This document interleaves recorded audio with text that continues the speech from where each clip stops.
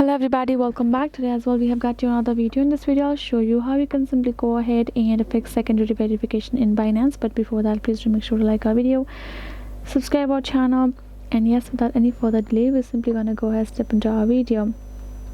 For the matter, what you have to do is first of all access your Binance on your mobile phone and then tap on your profile icon on top left corner of the screen. And then you're going to tap on this settings icon given on top right. Once you have tapped on it, it's gonna simply open up all of the information regarding this, and if you scroll down you will find this option called security just right over there. Go ahead, tap on it, and now you can find this security two-factor authentication, aka 2FA, which is recommended, including passkey, authenticator app, and email, which we have agreed, right? So if you want to simply, you're going to go ahead, tap on this passkey. If you want to enter a new passkey, tap on your add authenticator, and you can add a passkey for you to protect your account.